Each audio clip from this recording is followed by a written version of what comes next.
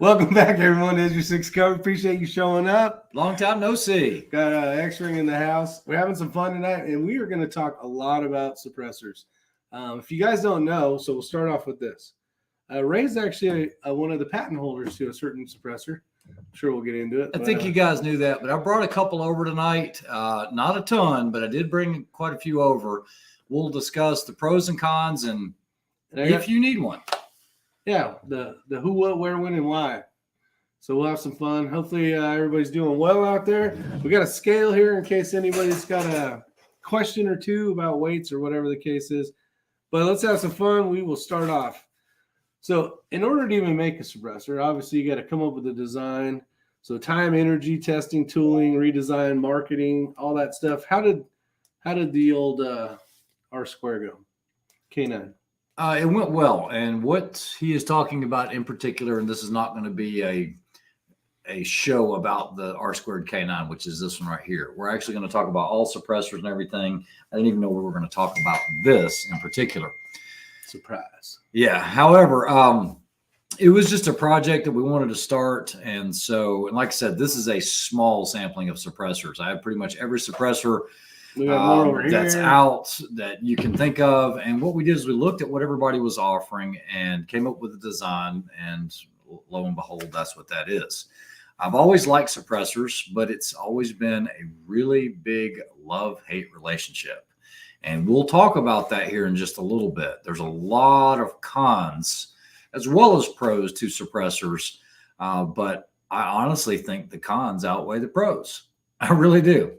Yeah, we were talking yesterday, right? Yep. And we were talking about, man, it's like, I was talking about matches and, sitting there getting blasted in the ears all day long and so on and so forth. And then we're talking about precision, accuracy, and how much does it mess with it. But we'll get into that. So what? Real quick, you want to say hey to everybody, start at the top, and then we'll get the show rolling? Let's do it. Let's see who came in first. John Rollins came in first. We got Lancey Hawley, Commando 97. Daniel got as my judge, Commando 97.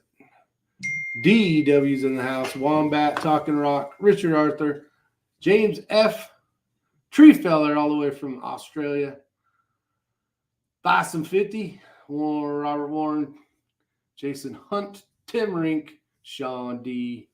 Oh, Sheball Secchi's out there. What's going on? Drew Bradley, Mr. Bald and Curious. Can you send me a suppressor? San Miguel, Yancey Teal, Michael C., Ryan Rafferty, and Abigail, and Chuck Kibling. Kibling.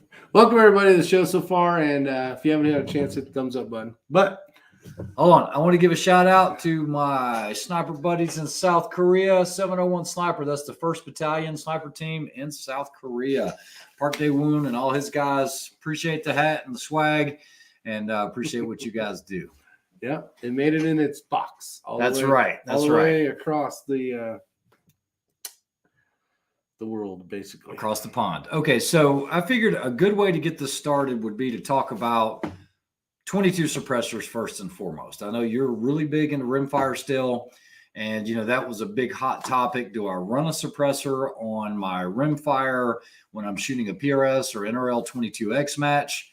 And I'm still going to unequivocally say, no, you shouldn't. Okay. It does mess with the accuracy a little. It can definitely mess with your accuracy, especially if the suppressor has not been cleaned. As it starts to build up carbon inside of it, you will start noticing point of impact shifts. Okay. If you could keep it clean all the time, it'd be great. But a 22 is so dirty, and we're usually shooting. And it's a 22 subsonic. Yeah, and it's a rifle. And it's usually you can sit there and have a perfectly fine conversation without a suppressor. Correct. None of the NRL 22X or PRS Rimfire matches I've been to require you to wear ear pro. When you're out in the an open field with a 18, 22 inch long barrel, shooting Center X or Ely and all of that, it really is not damaging to the ears. Done enough sound testing with that to know that repeated exposures of that, you're going to be fine. You will know who's not shooing subsonic ammo every once in a while. Correct. If somebody's shooting supersonic, number one, they're not going to do well. But number two, you'll be able to pick out who they are. Correct. So other than the cool factor, there is no reason to run it in a PRS NRL 22 match. So with that being said, we're going to pick out some of these 22 suppressors Just right grab the whole here. And we're going to just grab this whole thing. And we'll talk about some older ones to the latest, greatest. So one of the ones that kind of put everybody on the map was the Silencer Co. Sparrow. I don't know, just kind of blown out a little bit. It was a monocore that basically comes out. It's very heavy. This one comes in at 6.9, 6.7. Yeah, it was 6.7 ounces. It's a solid can, not really great for dB reduction. Very, very heavy, but very robust construction, very easy to clean. One of the oldest ones out there, though, right? It's been out there a long time. Yeah. It's kind of that actually work super well. Kind of what started everything. Now, what you need to know is almost all of your 22s are going to be half by 28. Okay, half by 28. That's going to be on, standard on any of your threaded barrels for 22s, whether it's a pistol, whether it's a rifle. Now, shooting a 22 suppressed, let's forget about the competition world. Let's just talk about shooting in your backyard. Say we're going shoot some targets. Yeah, they're insanely quiet. Even something like this that's that loud is still insanely quiet. Just knocks out a ton of sound. So CGS makes some really great cans. I have some examples here of the Hydra. And so this is a Hydra. This is an aluminum. This one weighs in at about 3.8 ounces. And then you have another Hydra, and then this one's in like a rainbow finish. And guys, these are very, very good cans. CGS makes some very, very good cans. Is that titanium? No. 6.1 ounces. This is the cool one. And then the Siren. This is a carbon fiber, super light. And now it took 2 years to develop that can, and it's 2.5 ounces. It's one of the lightest 2.4 on the scale right now. It is stupid light. One of the lightest 22 cans you'll ever put on a pistol or rifle. You don't even know it's there. Some of the things you got to consider when you're buying something like this, though, is what are you going to do with it? So say you have say you're running a full auto 22 something. Some of these may auto 22. Yeah, some of these may be rated or may not be rated for full auto. Some are rated for 17. Some are rated for 22. Good Magnum. question. So you got to know what you're going to do with it. So like these three right here, these two CGS and the Sparrow, I haven't pulled out the other ones yet. These are rated for 22 Magnum, 17 HMR. However, this Siren, being the carbon fiber that it is, know what you're getting because this is just 22 long rifle. It will not handle those other pressures. And another thing, guys, is look at all that crap. And here's some negative is he's knocking carbon out like crazy out of these things. You're going to need a bunch of tools, and they will give you these tools in most of your cases. But for like a CGS, for disassembly, they're going to have unique little ends where you're going to have to index this, that if you want to take it apart, you can unscrew it and disassemble the suppressor because you're going to need to clean the cans. I saw someone's comment. Super dirty. How often do you need to clean it?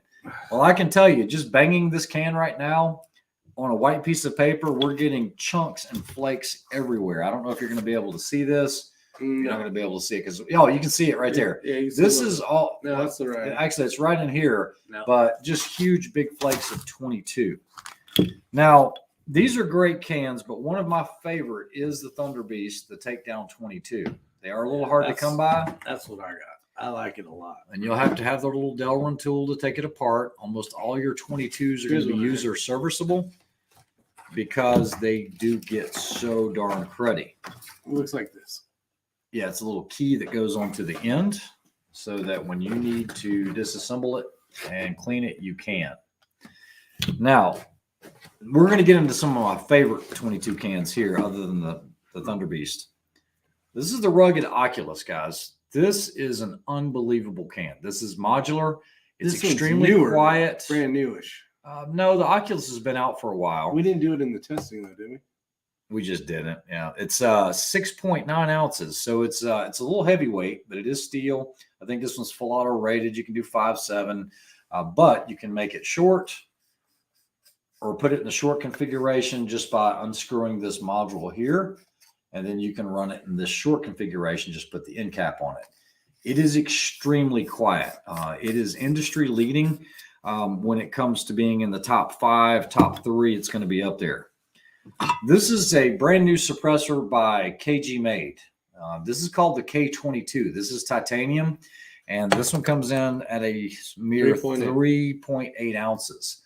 This is actually a really, really nice setup. I really like this suppressor, and it was specifically designed for PRS, Rimfire, and NRL 22, so that it didn't shift your point of impact so much. I know that Kyle and those guys have been working on this very, very hard. You do have to have this little tool here. It's actually a machined aluminum tool, so you can disassemble it. And if you don't have that, doing flats isn't going to work. So you're going to have all these specialty tools for all these different suppressors. It's one of the cons. They come with it, though. Yeah, they do. But the problem is, if you start collecting text, if you start being a stamp collector, you're going to need tools out the wazoo. These are all for different ones. I don't even have all the tools here. But as far as like industry leading 22 suppressor, that's going to be this one. Why don't you talk about this one a little bit?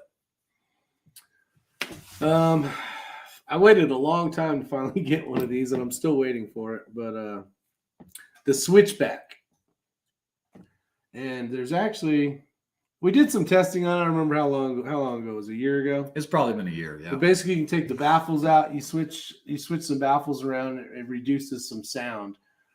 And then there's some rules with it, though, and it has to be, and I'm not even sure, I believe it's just on rifle, not pistol. Yeah, the barrel has to be 16 inches or longer to do the switch. To do the switch. Yeah, so, but as far as reduction of sound, it was pretty dang impressive. I was a huge fan of the Thunder Beast, always have been, and as we did the testing, because this was one of the cans that we did the testing with, that actually beat out the Thunder Beast just a little bit. So it was a hair quieter. Guys, I have not shot a quieter 22. Yeah, you're good, kid. Real good, see? I've not shot a quieter 22 suppressor or metered one other than the switchback. They did it right. When you run it the switchback configuration, you're going to see about 107 decibels. Okay, so just racking your AR on an empty bolt is going to be louder than that. This is insanely quiet, and it's very configurable. Yeah, the short one's almost too short to do any good, but you can notice it. The middle one is pretty effective, and then in the full length, it's very, very effective. Yeah. So that's a quick rundown of the 22s. Now, I will say that Bald and Curious made a comment out there about 1-inch PVC pipe and all that, and that wants to bring that's going to lead me into another topic. If you are going to form something, number one, if you're going to manufacture a suppressor for yourself and do a Form 1 on it, guys, these solvent kits and all these other little kits, number one, ATF is cracking down on that very heavily as of January the 1st. Yeah, that's when I really started to notice it. But number two, you're only kidding yourself, okay? Until you really hear what a real one sounds like. And I have people argue this fact with me, but unless you've done the amount of testing that I've done on sound metering equipment, those Form 1 cans, while they do work, and if you don't know any better, you don't know what you don't know. That's my saying. So while you're like, dang, that's pretty darn quiet, it's effective, and all I had to pay $200 and paid $120 for it. They're crap compared to real cans. If I'm going to pay $200, I want to get something that is going to really, really reduce decibels. Yeah, so the dead air mask is a very, very good one. The 22, I've shot that one. A lot of friends that own those. I'm a huge fan of dead air as well. I actually have a dead air right here. This is the Sandman. We'll get in the centerfire here in just a minute. I don't want to get the cart in front of the horse, but I will mention an old school because I think I saw Shebal Siki. Hey, this is an old school Gym Tech. You know what? It's going to be washed out. You're not going to see it. And these are super loud. Super loud. It's like it's one step above. I might as well just cleaning kit. Yeah, exactly. A cleaning kit. And it weighs. What's up, Shaggy Rifleman? Yeah. LOL, Form 1 Chinese can, $20 worth of R&D. I'd be surprised if they had that much in it. The Erector Q is pretty cool. I've met and know Kevin Brittingham with Q, and he does some really, really cool designs. Actually, he was the owner and inventor of AAC, which is now back. I'm going to grab this the Tundra. This was the Tundra. This is probably one of the oldest cans I own. This is an original M4. This actually started off as an M4 1000, M1000. And anyway, this was upgraded to an M4 2000. This is extremely heavy. This is a 5.56 can, but it has seen a world of shit and has been put through a world of shit. That was on the old trunk monkey. This thing has been through so many full auto firings on short barreled machine guns. It's crazy, and it just keeps working. See, and something to think about too is when we get into the centerfire stuff is a lot of those. Good 1 Lord. pound, 2.5 ounces. 1 pound, 2.5, And that's probably carbon on the inside. Little baby boy in there. They you can't take a lot of these apart, the centerfire ones. Okay, so yeah, we're gonna get into that here in just a second before we start. So hopefully all of those ones, which it appears is, you can take them apart, clean them, because 22 is super messy. Doesn't have enough pressure to really get all the carbon out. Yeah, every single one of these 22 long rifle cans, yes, you can disassemble it, and you should be able to. Let's talk about cleaning. Typically, you can go in there with, now there's all kinds of solutions. You can get in the silencer talk and all of this. These guys have these concoctions with vinegar and all this, and they cause fumes and will kill you and everything. You don't need to get that crazy with it. And that free stuff, that the stuff for carbon remover. Yeah, what is that? What was it's that called? Freol. Freol. Yeah, that was something that Kenny actually works good. Told him about on breaking up the carbon. So using something like that or penetrating oil will work well, but just wipe them down, wipe them clean, and you'll usually notice that removing all of your carbon will actually make it a little bit louder. I can see that. Until it can get some more carbon in there. That's what I've seen with actual testing. Now tell me if you do this or not. So you have a suppressor, it's brand new. You're supposed to weigh this thing, brand new. We're talking centerfire or rimfire, and let's say it's brand damn new. It came in at 6.6 ounces. There's a number where now there's an X amount of carbon buildup in here, and that's when you want to. Yeah, if you have one can, you could do that. But when you have, I'm not going to be weighing all my cans, saying. But that's a good point. You know how much carbon you got in them, so you know when to sink them. Okay, so before we dive into all of this, what I want to talk about on 22s and suppressors, guys, for those of you that live in free states that can have suppressors, right now the turnaround time with the ATF on a Form 4 doing E-forms, this was all revamped in January, is 60 to about 77 days. We've been tracking this pretty heavily. This is in our local ATF. Yeah, and I don't do Form 4 transfers. I don't sell to individuals, but I have really good friends that do the paperwork, and they're saying it's somewhere between 60 and 77 days. Now, unfortunately, if you submitted paperwork prior to the January 1st date, you're still going to wait out your 9 to 12 months. That's bad timing. They should put those on the top of the list. You would think, but they're not going to do that. So that's good news for those folks. Now, everybody knows that you got to have the paperwork done. There's a lot of kiosks with silencer shop and all of that where you can do the fingerprinting. It's a $200 tax stamp. You just pay it once, and you can put it on any firearm that you so choose. Most states allow it, or a lot of states that allow suppressors allow them for hunting and whatnot. Going ballistic's been waiting over a year now. Yeah, and that's about it. I think it depends on your area. They're sectioned off. Yeah, that's true. But unfortunately, when they were revamping that whole system, everybody within that 1 year window got screwed. Yeah, unfortunately. All right. 22 Lima, how you doing? Let's see. Eagle Eye says, check out Winning in the Wind YouTube channel on CLR. Test a piece of stainless muzzle brake for yourself and see what it does in 20 minutes. Guys, I've heard of people cleaning their barrels with CLR, which is a calcium lime rust remover, whatever. Don't be that person. It will etch your stuff. I don't treat my stuff. And where a lot of people got this was a professional F-class shooter, which is a good shooter, but the problem is he gets a new barrel anytime he wants. The rest of you guys that have to pay for barrels, I want to rethink that. just Richard Elby, if I'm at the right address, I should be knocking on Rick's door any second with some tea. Hell yeah. He's at the wrong door. He's at the wrong door, though. We haven't heard the doorbell. Yeah. Well, we're not even at the front door, so you'd have to come around. Stop telling me this stuff, Ray. I can't afford it. Hey, Jackson, the thing is once you do it, it is the coolest thing. It really is. I mean, he kind of went down that path. He talked about it. And then, right when I moved here. And then I was like, took me 5 years to finally pull the trigger. I'm like, I could add a whole shit ton of I know. things. The longer you wait, the longer it takes. Yeah. And then now he's got technically three. So No, 4. Well, yeah. I mean, 3. we're waiting on 2, one. 3. Yeah. All right. That reminds me, I need to order a barrel. So that's a great segue into something, Shaggy Rifleman. Not only do you need to have the suppressor, you need to have a good host for it. Not all hosts are equal, okay?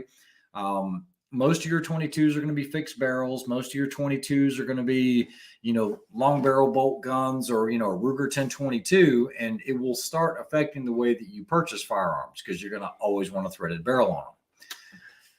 Yeah, well, that's the way you'll start buying things now. You're like, I don't have a threaded barrel. Yeah, I don't want it, or I'm going to have to order one. And it does start to add up because if you go and you buy a Glock 19 or a Glock 17, you're like, it doesn't have a threaded barrel. Now you're going to have to spend $100 to $130. Everything's $100, right? It'd be $100+ for a new barrel. And the backside of it is suppressors are extremely, extremely dirty. What are you doing? You showing off that hashtag still a knucklehead? Trying. Too much light. Don't go into the light. So, guys, this thing starts off as a perfectly shiny silver spacer, right? Fixed barrel spacer. It doesn't take long for it to build up all this carbon. So they're extremely dirty. Here's a piston that's got some rounds on it. You can see how that's just burnt onto there with the carbon. You're also going to get a lot of blowback. Now, before anybody says OSS, we're not talking about rifle cans yet. We're just talking about suppressors in general, because you're creating a constriction at the end of the barrel.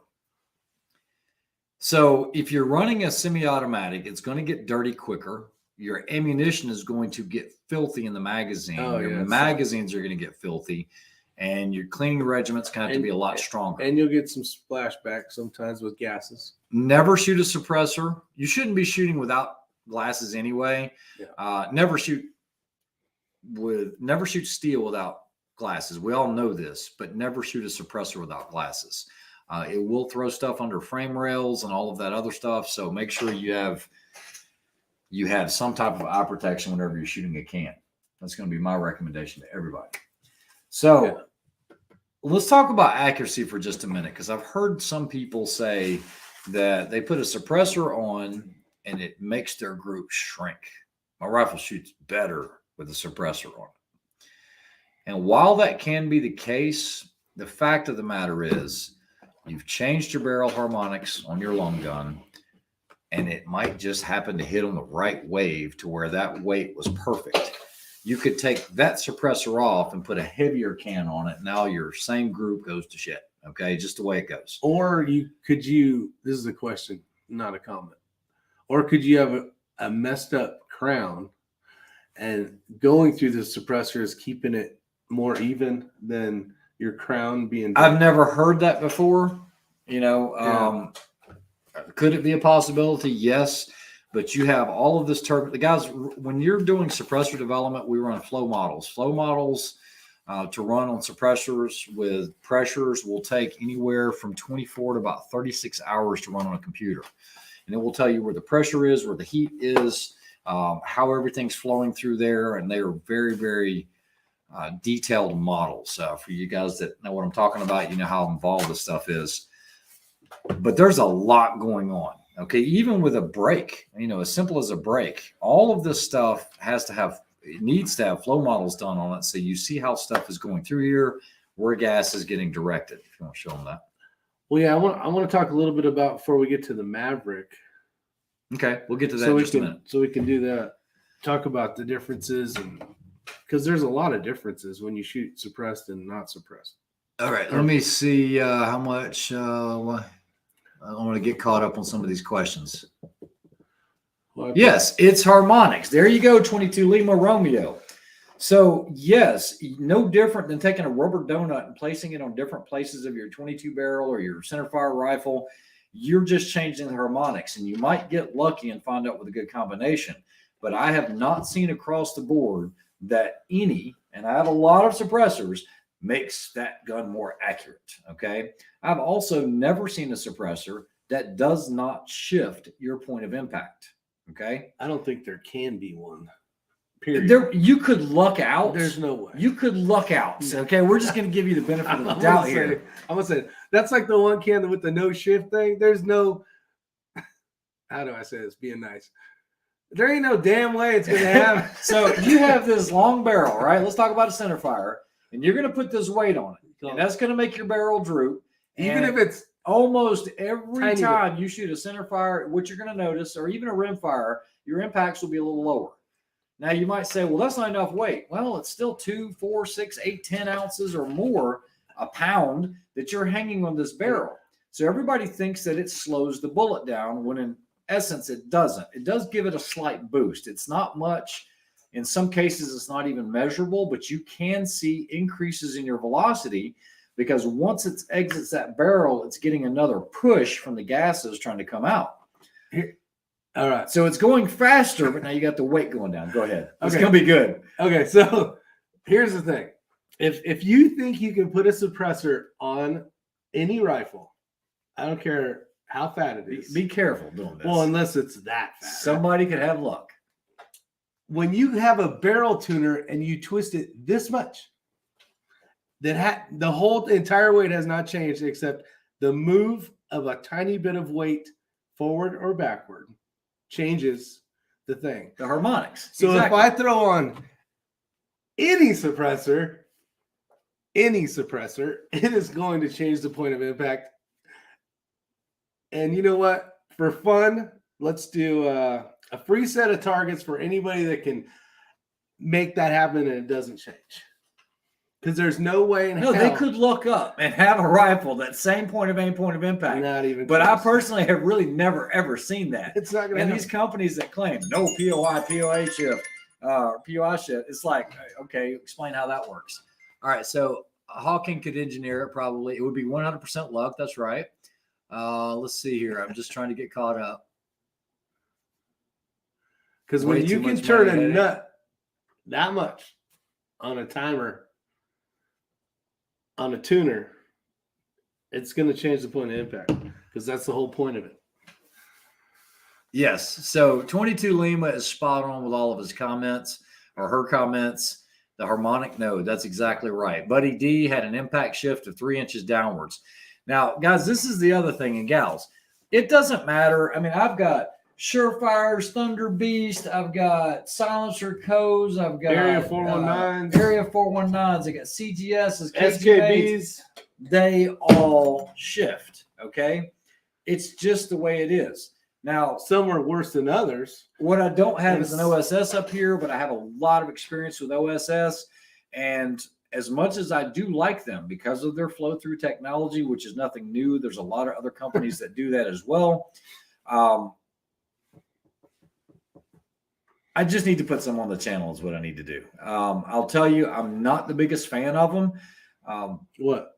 OSS. Oh. They're very effective, and they do help reduce gas back into the action so that you're not getting so much in your face. I do like them. They do really great at sound suppression, but I just think that a hard use OSS will start to build up carbon over time. And if you've ever looked inside of one of those, it looks just like this is assembling a transmission apart on an automatic vehicle. And I just don't know if you could ever get in the nooks and crannies to clean all that stuff out because it is going to build up. Plain and simple is going to build up. Let's go somewhere. All right. So Ray, is Rick qualified, seeing he's tone deaf to talk harmonics? I am tone deaf. I'm starting to lose my hearing, guys. Me. Oh, no, seriously though. And you know, we've talked. We have trouble hearing. San Miguel says really not a fan of OSS. I had a chance to play with them with part of that whole 762 project way back when with H&K and that setup. And it was like, what is going on here? Now that thing's changed hands. I think that company was originally bought the original inventor out. So I don't know, maybe it's gotten better. But my initial impressions of that, I don't put my money there right now. Buddy D, I think we're going to answer your question kind of very soon. So would you say, Ray, that there is suppressors that are built for battle and then there's suppressors built for accuracy? Absolutely. And we're going to get into that. Yeah. So this is going to be pretty involved. So if you've been on the fence about it, you're going to probably learn a lot tonight. I am going to go back and answer one of the questions. Someone said QD or direct thread for accuracy. That was She-Ball second. And first and foremost, let's get back to the threading. Okay. So you got half 28 for almost all your 22s, your ARs. That's what your most common threading is going to be. And then you're going to have 5/8 24. 5/8 24 is going to be for your 300 blackouts, for your 308s. And here's an example of spending more money. So I have two of the exact same mounts. They're about $100 each. This one right here is a 5/8 24. This is a half 28. So, and I did this so that I could use one same can on two different platforms, because guys, you don't want to just tighten this down by hand. These need to be Loctited, and that's going to get me into another thing. I hate rock set. We have bought brand new rock set in the bottles unopened, and it just doesn't cure right no matter what you do. We use a really high temp. You're not going to find it in the store, but it's made by Loctite, and it's almost like a paste. And when it's on, it is on. It is hard to break these loose, because what you're going to find out is without a non-locking system, they do have a tendency to start to work their way loose. So I do like direct thread, but make sure you're not just putting it on by hand. Perfect example. And you guys might not be aware of this one. There's been some talk about this one recently. This is by KG Made, and this is their competition R6. Someone actually asked for me to do a review on this about a year and a half ago, because this was only available to LEO and Mill initially. They also have little ports right here where you can take out Allen screws, or Allen, basically little grub nuts, and adjust your gas. You can open it all up and it'll vent it out the end, but this is like their competition suppressor, and it's a direct thread. This wrench is the spanner is what you would use to tighten it and loosen it, okay? So you can take that apart. Yes. Now, just check to make sure it's tight. Anytime you're shooting a match, you want to reach up there and make sure it's not loose, because if this starts to come loose, your rounds are going to go all over the place. Which is harmonics of the barrel, again, just like a tuner. Correct. So while a lot of people, for precision, like a direct thread, as far as what I have, Ellen up there, I really only have this dedicated direct thread in my collection. Okay, almost everything else I have is some type of mount or mount system. Those aren't direct thread. That's right. You can get those in direct thread. That's right. But on the Thunder Beast, here I've got a couple here, like it's this one. And you guys might say, well, do you really want to spend the money on a 6mm when you could, or a 264 instead of a 223?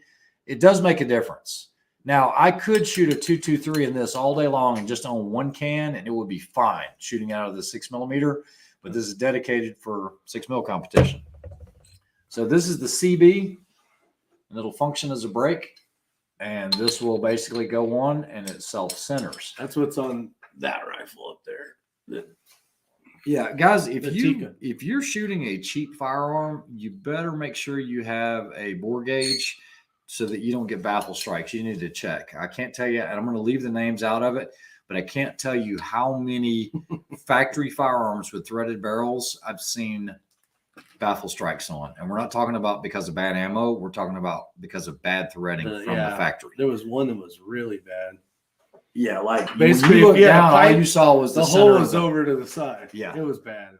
Let me check this out. If you have an option to run a can, why would you not run it 100% of the time? Joe Bender, I'm going to get into that here in just a minute. Yeah. Liberty Mystic X covers a lot of different rounds, but something small for 22 would be cool. That's true, DW. So let's not forget DW there. So this one was probably the one all be all can. If you just had to have one and you didn't care, and it was big and heavy and you wanted to shoot everything in the world out of it, this one with a direct thread 1 pound 8 ounces. 1 pound 1 ounce, basically. Yeah. This is a direct thread, and this is the Silencer Co. hybrid. I think they call them 46s. I can take this spanner and put this on here. That's the one you can put all the different ends on it. This thing will handle up to 4570 government. Okay. It should. It's maybe 458 SOCOM. I'm not sure. It'll handle everything. But you get this so that if you want to run a piston system or a quick disconnect, run it on your pistol, which would be heavy as all get out. You could do that. And this has, let's see here. At least you wouldn't have to blame it on flinching when you. I'm getting crap all over me. So if I put a piston in here, guys, this is the lid Nielsen device. So that if you're running on something like a pistol, you could do that. But they have all these other QDs for it. So if I wanted to run a QD on this, I can just, I'm going to just show you real quick. I can disassemble this. It's the one all be all can, but it sucks at doing anything. And you got to change the end cap, right? Well, you could just shoot the factory one. I did buy a smaller aperture, a 30 cal aperture instead of having that big 45 hole on the end, and it does help. So these ones that I showed you a moment ago, if all I had was one can, I could run this on the gun, put this on, and the way this works is you screw it on, and once it's screwed on, you just turn that and it locks it. So now this won't walk off. It's real big, it's real heavy, but it'll do pretty much any caliber. I think 300 Win Mag. You can shoot like 338 Lapua. But when you get into these centerfire cans are all going to be welded or non-user serviceable. You can change end caps out, you can change back ends out, but the theory all is those baffles are welded. Yeah, you can't get them out. You can't get them out. So, and that's on the Thunder Beast as well. Now, we're going to take it a step further. Construction. So earlier you asked me about materials. Is it a combat suppressor? Oh, yeah. Is it designed around precision or is it designed around battle, basically? Yes. Battle, I'm just saying like full auto rated, super heavy rugged, made of good materials for battlefields compared to super lightweight. So, guys, when you see how big that aperture is on these baffles, and they don't come out because, like I said, these are fixed in there. You're not getting it out. You're not going to clean it. And what's going to happen over time, you're just going to build up more and more carbon, unless you can put it in an ultrasonic or whatever. Be careful putting aluminum in ultrasonics. It's just a loud can, but it does work. And this was one of the topics that we were talking about yesterday, just, sitting around yapping, was even though, because Kreiderman knows, even though you think the suppressor is loud, we're talking 223 stuff, 556, even though coming out of the suppressor is like, man, I still got to wear foamies or something, it is a drastic change between not having anything at all. And not that I want to tell the story of that, but basically we had a friend of ours at the range and he's like, that's still loud. Like there's no difference. So we're like, okay. So Garrett Stalling. So as good as a dead air mask is, guys, even he says right here, dead air mask, 22 long rifle can, messing up the accuracy on an NRL 22 build, any solutions, tuning, etc. There you go again. Maybe he would have bought a different suppressor and the weight would have been such that his harmonics would have been right with that ammo, but you're kind of stuck with what you got. You really can't change unless you start running some tuning bands. I would not run a suppressor in any type of precision 22 match. No. Okay. It's not needed. And I didn't even want to hear that either when I first heard it, but you don't want to do it. There's just no way it's not going to change it. Okay. Joe Bender says the OSS website said they recommend cleaning after 2,500 rounds. So I would like to know what their regimen is, because if you look inside of an OSS suppressor, it's probably just, you know what? I'm just going to show you guys this because those that have never seen it. Dunk tank, probably. I know that people put them in basically hot solution, not hot, warm. Instead of it just being regular room temperature, they'll heat it up. Guys, so I want you to look at this if you can see it. This is the inside. Let's get it to focus if I can. This is the inside of an OSS. So you're supposed to take that. It looks like a transmission with turbines and everything else, and you're supposed to clean that. I mean, that's pretty darn involved, okay? That's one of the reasons, and you got that funky end cap up at the top. It already makes something that's hard to do even harder. That's my only drawback with it, but it is a good suppressor. So when it comes to duty suppressors and all of that, you're going to see different materials. So Thunder Beast, this is a titanium suppressor. This is a Surefire RC2. I run this on, this is what's on my Daniel Defense, the Mark 18 machine gun. And I can run this as hard as I want to. I'm not going to have any issues with it. It's not the quietest. It's loud. If you shoot this without ears, especially like on a 10-inch barrel, you're going to be doing hearing damage to yourself. All right. I wish I'd have taken that advice a lot sooner or younger. 1 pound, 1 ounce. But that's a full steel can, full auto rated. I don't have any of the short cans, and while they look cool, it's like, wow, what's the point? If I'm going to do that, I'm just going to go ahead and add the extra 2 inches and just get better suppression out of it. But the thing is if you run 1 full mag, 30 rounds, full auto, or even if you shoot fast, you can light a cigarette off this. Okay. And I'm not kidding. And so now I want to talk about suppressor covers. Now, when you look at the ratings of how suppressors are done, they have stringent requirements with SOCOM. They got to be able to run like 3 30-round mags, like full auto, and then 5 more iterations without having damage. You don't want to do that with a titanium can. The magic number is somewhere around 900 to 1,000 degrees. Anywhere in that range and higher, you want to avoid on a titanium can. So while this Thunder Beast, and these Thunder Beasts can take a lot, they're not going to be full auto rated for that. Now, I do know that one of their newest ones, this one right here, this one is full auto rated, and this did withstand all the SOCOM trials. And this one is, hell, I can't even remember the name of it now. That's the one that came Dominus. out. Dominus, that's right. Came out this year. Yeah, and so this is a very, very effective suppressor. Somehow they've done some magic with it where it is full auto rated, but it's really fat in diameter, okay? And yeah, it's a lot different. So let's compare it to the Surefire on the difference there. The difference is this one here, even though it's big and fat, I got some counts of it. It's 14.9 ounces. This one's over 1 pound. You start hanging that out on the end of a muzzle, it's a lot more to wield, but once the Surefire's on there, it's on there. This is the way to go. Yeah. The other thing to think about is for a battle, combat, whatever can, Surefire's probably got the best flash suppression technology. So when you shoot this out of an AR, you pretty much see no signature out of the end of that. Okay. Which is good for night matches and stuff. Yeah, or I'm not really talking about matches so much as I am talking about, I mean, you're not going to be giving away your location. Yeah. Let's see if we can get caught up. Let's see. Possible.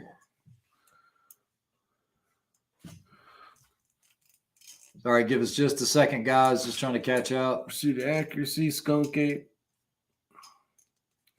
Somebody was talking about a solvent trap and drilling it out. Not the average Mark II. Oh, we're getting into voodoo talk here. Okay, so now could you explain aluminum versus titanium versus Inconel, Stellite, all this other stuff? And I'm getting there, so great way to lead us into that, Shaggy, but let's make sure we get everything else. Might as well talk about heat shimmer coming off the camel. Yeah, we're going to. Talk about what? Might as well talk. Oh, heat shimmer. Yeah, for sure. Okay. So, aluminum. How many of you guys have run aluminum compensators or aluminum brakes on your guns?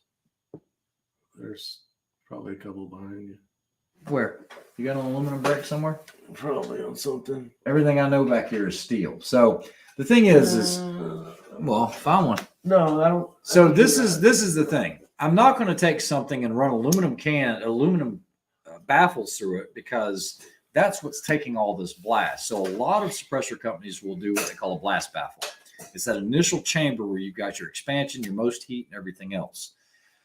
So you'll have aluminum cans that you'll see mostly on 22s. You're not really going to see aluminum too much on any of these real cans. Now, I say that kind of carefully because there is some aluminum here, like on this old Gym Tech, which we've already talked about. You might see that occasionally, but for the most part, you're going to see steel, you're going to see titanium, and on a lot of the blast baffles, you're going to see Stellite or Inconel, something like that. Stellite really more for machine gun rated stuff, which I actually have one right here. Can you hand me that box underneath this? You guys might not have ever seen this. This is the CGS Helios, and this is actually for a 240, or actually, this is actually for a 249 saw, and this is full auto rated. This has the Stellite core. I mean, this thing is stupid heavy, and it's stupid big, but I mean, you can run belt fed, 1 pound, 5, and it's got different end caps, but this is actually additive manufacturing. So this is, I'm not going to say 3D printed, but in so many terms, that's exactly what it is. Okay. Hold on. I don't have the tool for this to take it apart. Anyway, this also switches over from a direct thread to some other things. They also make, there's a couple different models of this. They're pretty expensive, but that's really more for belt rated combat use. So know what you're getting on the inside. Stella or Inconel is extremely heat resistant. It's going to do well. You're going to see that in a lot of your full auto, like your rugged cans. Your dead airs are good. Somebody said I'd take a dead air Sandman for war or something like that. This is an okay can. I'm not going to say it's the greatest can I've ever used. It's actually heavy. We're at 1 pound 5 ounces, and it is a good can. I love the mount system on it. Let me see if I can get this out of here. This uses their chemo, one of their examples, because let's see here. Got a whole box of these things somewhere. So this uses a chemo mount, which you guys can kind of see that index. This is the newest one by Cobalt Kinetics. This is the RCB. These aren't even out yet, guys, but they'll be available in about 2 weeks. These are going to start coming on the rifles, and this allows you to be able to take your can and just put it on. And then once you do that little quarter turn, this clicks. That's it. She's done. Locked in. So OSS makes, or not OSS, but Dead Air makes a good can. Believe it or not, guys, I think KG Made does all those cans or has something to do with it, because on all your transfer paperwork, it's going to say KG Made. It's not going to say Dead Air. Georgia? South Carolina? Out of Georgia, yeah. This is a very effective can here. This is the CGS. This is the Mod 9. This is actually something I run on an HK machine gun. This actually has a 3-lug mount. So make sure that you have, or that they offer the right mounts for the platforms that you're running. If somebody buys a, let's say a B&T APC 9K, I think somebody that's watching here has one, and you've got a 3-lug, why not make sure that your suppressor will work with that 3-lug? It's just a quick on and off. The thing is, you're not going to take them off quickly. So let's talk about those downsides again. What's the benefits? Not the benefits. What's the, what would you say? Is there 3 options? Because this is not the same, right? What? No. That whole click thing. No, this is 3-lug, and I had a rifle, but I was like, I better not show on the MP5. You just push it on. There's a spring, and there's just a quarter turn, and that's it, and it's on. The thing is, you're not going to be grabbing these. These get extremely hot. And when I say extremely hot, we're talking about will burn you and take your skin off, okay? But you have your cool handprint. So this is the thing, guys. If you're shooting a lot out of the range, if it's on your pistol, you don't have a holster. There's only a couple companies that make holsters for pistols. So otherwise, you're laying it down on a table. Make sure it's not a plastic table, because now your suppressor is going to melt to the table. And you're going to have plastic everywhere. If you have it on a holster, make sure it doesn't hit your leg, because it's going to burn into your fabric. If it's a rifle can, it's going to burn you before you even know it and you're done. So that talks about suppressor covers. So Armageddon Gear makes some great ones. This one right here is a kind of like a wool interior. It's not wool, but this will start smoking when it gets to that 900-ish range to let you know you're starting to get close to where you need to slow down or stop on a titanium can. It's your early warning indicator, okay? You're going to need this because a tremendous amount of heat or mirage is going to come off of this can into your line of sight. If you're shooting a scoped rifle, if it's still where you're shooting and you don't have wind, it's going to be impossible to shoot maybe 5 to 10 rounds without all of a sudden your target doing this because of the mirage. It will actually start bouncing around. So this will help mitigate some of that by putting a suppressor cover on there. It'll keep you from getting burnt, but remember, you're still going to have an exposed end. on both sides, even when it's inside of this. Here lately, we've been using these Weka covers, and these are silicone. They don't. Yeah, actually, he's got one somewhere. Yeah, right there on that one. Yeah. They don't melt. They do really, really well. And they do get hot. Off. They don't fall off. That's the biggest thing. There's the inside of it. You see how it's ribbed? For your pleasure. Yeah. Well, that helps disperse some heat. It lets air channel, but it lets air move. Yeah. I was supposed to do a deal with Weka and be able to offer those on X-Ring, but the guy never followed up with me. But let's talk about this still. Well, hold on. Yep. So this is another Armageddon gear, but this has a high temp cover. Okay. So this high temp cover will be like this Kevlar mesh. That's kind of, I'm trying to show you this, kind of a yellow, like a ripstop color. But you're going to see it's burnt all crap. This is on a machine gun that I have that'll run quite a bit. And it's just destroyed this thing. So much so that I've generated enough heat that these cords, which are supposed to be heat resistant, have completely melted through the outside of the cover. Okay. So I run some of these like really, really hard, some of these suppressors and some of these guns, but you're going to need a suppressor cover. This is one that you've got from Armageddon Gear, which is the same as that other one with that wool or cloth internal. Well, what I was going to tell them was when you go to buy something like this, if you do go to Armageddon Gear, they're not cheap. If you get the high temp one and you're running a Thunder Beast Ultra 7, it's not going to give off the smoke like it should because you're already at 900 degrees, but your Kevlar is not going to show signs like these would.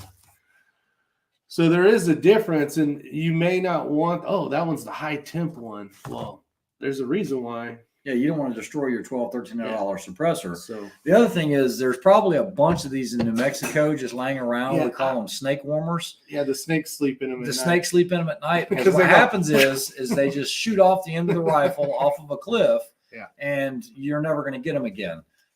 We've lost quite a few out there, no matter how tight we tighten them. But the Wekas, those rubber ones work well. Or anyone that does the same thing had a lot better luck with. Yeah, so Armageddon Gear is like 70-ish. So, yeah. Yeah, and they like to fly. And that's the thing. You're shooting down into these canyons, so you're already pointed down. Then you got the muzzle brake blast, and you're going through a round of 10 trying to get targets that are unknown, and all of a sudden you're not paying attention. And yeah. So, Jackson, this is a great comment. When he's done shooting, I always give 20-minute cooldown before trying to remove a can, or throw it in the back of your car, or throw it in your rifle bag because you're going to have a melted mess if you don't. So you need to kind of plan if you're shooting this stuff and you're going to run it hard, you need to have some cool down time. So what I usually do is hang it off the end of a table, let it kind of free float, tell everybody don't hit this, it will burn you. Yeah. Yeah. Let it cool off. $200+ for a cover. Rated at over 2,000 degrees. That's good to know. That would be good for something like that Helios that's for belt fed. Yeah, this thing got smoked, man. You can even feel it. Oh, it's crunchy. Yeah, I mean, I ran that thing so hard during quals and everything. It just started melting. Sounds like a fun day. Yeah, it was fun. So those are some of the good things about the bad things about the suppressor. The good is you can have a conversation, but realize that with any 5.56, you're going to want to wear ears. Look, you going out there and shooting your Surefire RC or RC2 without hearing protection does not make you a man. It makes you deaf like I am at 51 years old. What's going to happen is you're going to think, it's no big deal, but it is a big deal. I actually metered these recently. We'll talk about it, James. Very recently. And this was right at 140 decibels, 141. Well, when you start, cranking off triple taps or you're shooting burst fire, you're just continually exposing your hearing to that, and you will start losing your hearing. It's going to be cumulative, and it's going to hit you some sooner than others, but almost everybody I know that have been doing this for a long time, somewhere around 50 years old when you start getting hit with it. It's one of the reasons why I'm so loud right now is, I can still hear. It's just certain things that I can't hear, and it's because of this crap. So don't try to be a man about it. If you're running a can, run some gentle foamies or run some electronics that are lightweight, because this is not good enough to be hearing safe. Pretty much any of these except the 22s. The 22s will definitely be hearing safe. The 9mm will be hearing safe. When you start getting into centerfire, 5.56 is one of the hardest ones to suppress. Oh, yeah. And even guys, even if you're shooting 6 Creedmoor or if you're shooting 308, yes, it's quiet. You're going to hear this jet noise, but you're still hurting your hearing. So here, I'm going to let you talk about the Maverick, which I've had for a while now, and tell me what your thoughts are. Oh, let me take the cover. Yeah, so James F. said, what's up with the 419 Maverick? So here's the Maverick in the shorter configuration. I'm going to pull the cover off, which is actually a really good cover that stays on really well. Yeah, it's made by Coltac for Area 419. But and I reviewed this on the channel when I got it. It's very big. So when I say it's big, it's guys, fatter than the here's a Thunder Beast. Surefire. Here's a Thunder Beast. And we're going to hold these side by side so it's a fair comparison. You can see how big that Maverick is.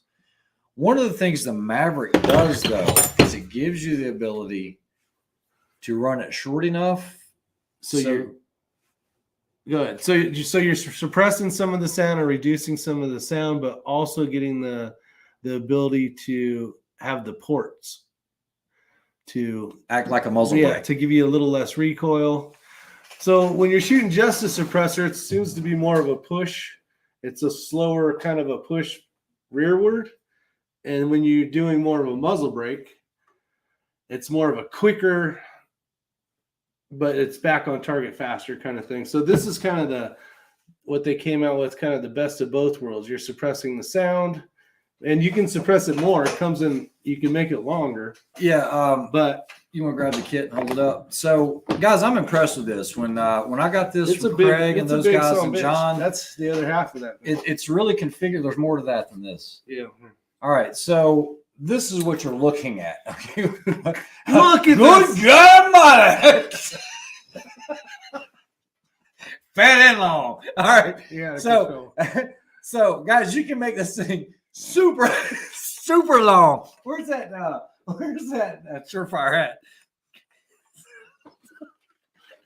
This is why we don't do live chats anymore. So Surefire.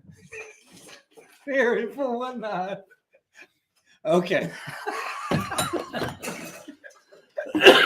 All right. I didn't even say it. So what was I going to say? This has a bunch of reverse threads on it because this comes off into more sections than what you just saw. So if you reverse this, I bet you people are dying right now. I know I am. So this is the muzzle brake portion, okay? You don't want to run a really long suppressor with this on it because you don't have enough gas for this to be effective. Are we watching Porky's? This is why you guys come here, right? What's up, Bad Billy? All right. So now let's go ahead and take this apart. This is almost like an erector cue, right? It slices and dices. So in order for the muzzle brake portion to be effective for PRS, and there's been a lot of guys finishing the top 10 at these major nationals and everything shooting this setup, what it will do is it will knock off just enough edge so that you don't have a crushing headache at the end of the day, but you still have to have enough gas exiting to be able to make this muzzle brake effective, okay? You can see on the bottom, there's nothing there, and at the top is where you're going to have your ports like that. So the orientation would be like this. So it keeps your muzzle down instead of rising so much because there's nothing on the bottom to make it rise. But you can run it in this short, which I think this is the most effective for PRS. We tried it. But you have to remember, the back of this, guys, this is what mounts directly up to your muzzle. So you're going to have this straight shoulder going into this. Now, for guys that are running PRS that have these 125 straight tapers, it actually doesn't look bad. But what you do is they have these taper cones, and these are 5/8-24. You put 25 foot-pounds on that, and then now you have basically a quicker attach for this because this is a whole lot bigger than a 5/8-24 on the backside of this. So you have to have that on there. Unless you're running whatever thread that you correct. So you could do it this way, but I mean, if you wanted to, in theory, you could run this full length can. Let's go ahead and put it all together. But that's how you would run that You can't. And then there's the end cap on it, Yeah. like this, guys. It's kind of gold. I don't know if there you go. So you can see that it's gold. And then we could even wait. Who's giving away voodoos? Uh, I don't know who's giving away voodoos. Jeez. Ray just said erector. Damn near killed her. I did. So, guys, this would be the quietest configuration, full length. It's got the gold end cap, and then you got your direct thread here. But that's massive. Where's the this was the silencer code, the hybrid 46, I think it was. So diameter wise, the Area 419 is still larger. See that? Fatter, yeah. A little longer. Lengthwise, it's still quite a bit longer, but you can make this short. But remember, it's taking up the volume. That's what you basically. A lot of volume, You need to. Come on, guys, get serious. Make I am it being quiet. serious. This is as serious as we get. Funny. Bad Billy's asking about a 45 cam with a 9mm end cap on it. Okay, so yeah, you can do that. Most 45 cans are very large. I actually developed a 45 can when I did the R2 K9. I actually have it. It's in, it's a full working model, but it's very effective for 45. And if you can change the end cap out and change that aperture, it'll make it quieter, but it's not going to be as quiet as a dedicated 9mm can. 9mm cans or dedicated 9mm are pretty much a niche area because Popularity one. yeah, they're very popular, but you can't typically, now there are some exceptions to this on some dedicated 9mm cans like this, or let's say the Mod 9 from CGS, you're not going to be able to just throw that on your 5.56 and go to town with it. It's going to be too much pressure. It's not designed for that. If you had a steel, like an all steel can, you could probably do that, but know what you're buying. Do the research on it. There's a lot of great cans out there. And yeah, a lot of them will say what it's rated for too. Or you can't buy the caps because it's not rated for it or whatever the case is. So, somebody said you don't come around here much.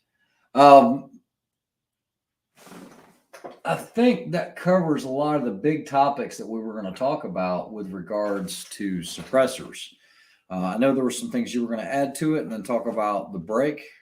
Yeah, so we talked about the Maverick Area 419, which is a suppressor and a brake. And then we're talking about brakes. Here's this is the Fat Bastard. Basically, it's a Gen 3, I think. Yeah, Gen 3 Fat Bastard. And this is in 6mm. So I'm gonna be trying this out. But you can see there's ports on top, so you can actually put little screws in there to get exactly how you want your rifle to recoil. So here's what was on here before, and Skittles did a really good job. This is a Harold's brake. And I don't know if you can see that on there, but Kenny built that for me. There it is. Hashtag still a dick. But it was basically 4 ports on each side. But you can see the difference in what we got going here. So let me get my fingers out of the way. So I took this one off to clean, and you can see there's a lot of difference in the way the design of how it's coming out of the rifle. This Fat Bastard is kind of coming back to you more. But the whole reason for even this topic was about having to deal with listening to centerfire all day long in a competition. So even if you ran suppressed, and say there was no accuracy difference, at the end of the day, you're still going to be listening to a bunch of guys with ported, basically muzzle brakes.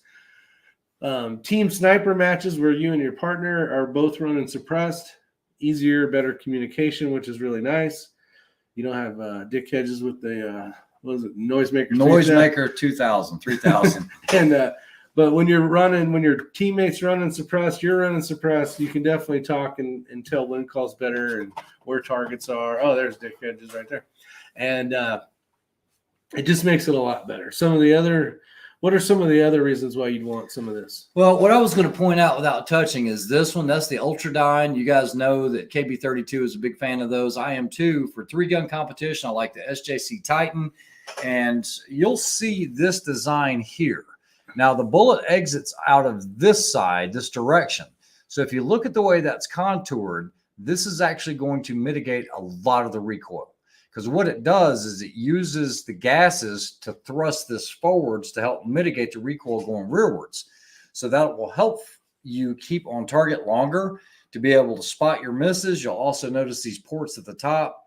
And basically what I've seen is usually the bigger the break, the more effective it is. I mean, everybody talks about their design. I mean, this is a straight out 90. This is the one he was showing a minute ago. That worked well. And this is very effective, but there's nothing on the top to help keep it from climbing. Okay.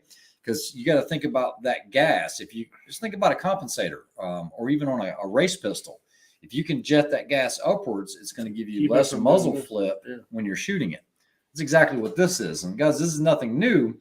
You know, there's been tons of companies that have all the little grub screws where you can, you know, tune it to however you want. However, yeah, he's got grub screws in there. Yeah. However, what you're going to find out is if you, after about 3 or 4 months, you're not going to be able to get those grub screws out. They're going to pretty much weld themselves into that thing unless you soak it and clean it. So just be careful with that whenever you're choosing a muzzle brake or choosing a suppressor, anything with those little grub screws where you can tune it. I'm not a big fan. Another thing is especially with when you start buying, you know what, guys, let me just give you a perfect example here. So Surefire, okay. This is a brand new war comp. This is about $140. You might be able to get them for $120. These are extremely effective on flash suppression. And guys, there's probably more Surefire suppressors in use with the military than all of the other suppressors combined. I mean, they've been used worldwide for years and years, and they do make a great battle can. They really do. But you're going to have some type of mount system. They have a ton of different ones. This is a 3-prong. They have the 4s, but this really helps mitigate flash. But you'll also notice those jets on the top. Now, this is going to be a topic of conversation for me because I have a friend in here. You guys know I'm good friends with Kenny. And sometimes his muzzle brakes on his rifle, when he builds them for people, they're not going to be completely straight on the barrel. They're going to be timed a little off, somewhere around the 1 o'clock position. And people don't want to listen. People want to basically argue the fact that it's not straight. You didn't time it right. And you can easily refer them to a Surefire guide. Hold on. A Surefire guide will show you what washers to use, but more specifically, it will tell you if you have this with these portholes, it will tell you to line it at about the 1 o'clock position just off to the right, because most rifles with a left or right twist are not going to recoil straight back. Okay, they're going to recoil back and over. So in this Surefire guide, they talk about that specifically on placing those at clock. And of course, I don't have my glasses on. Right here, guys, you see that war comp directional clocking? I'm showing you on this side of the page right here. Yeah. And it's got neutral, which a lot of people might like neutral because of their OCD or whatever. But if you want a more effective suppressor or an effective brake, you might want to think about timing it to that 12:30, 1 o'clock position. It does make a difference. And one of the ways you can test this is take your AR, put it in the neutral position, do like 3 taps as fast as you can. I don't mean pop, pop, pop. I mean like tack, tack, tack, as fast as you can. Look and see where those went. Look on a video and then clock it and see what happens. And you'll see you'll get less stringing off to the side and you'll get more vertical just straight up. And that's what's going to get you more control and more hits.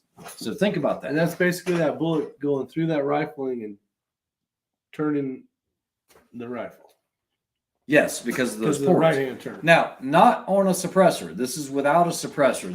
That's what I'm talking about here. Yeah, once you put the suppressor on, all that's off. Those bets are off. We're just talking about how we're directing those gases. Now, I heard Sam Miguel put on there, maybe I should buy a War Comp 3-prong. This is a great attach, but I do like the closed time one, the new one that they're putting on the guys, they Super Duty. It's just real clean. It's short. And if you've got it, you're probably going to be running the can anyway. So here's You're not going to put these things on and off all the time. So bird cage, right? Yeah. You call that a bird cage, right? Well, there's a couple different designs of them, but yes. So let's talk about flash reduction compared to compensation. Okay. Even though, like when I lived in California, Yep. there was a difference. You know, you could have a comp. No, you could have a compensator. You couldn't have a flash hider because that's evil. That's scary, Ray. I don't care. It is scary in California. So there was these rules.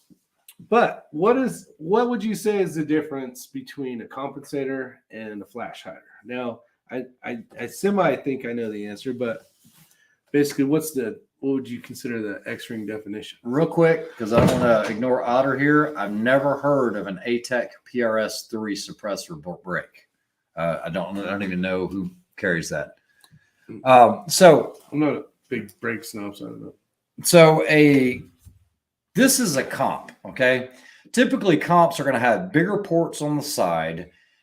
It's directing the gas out, and this is going to do nothing for flash suppression, really. If anything, it might make it bigger. I don't know.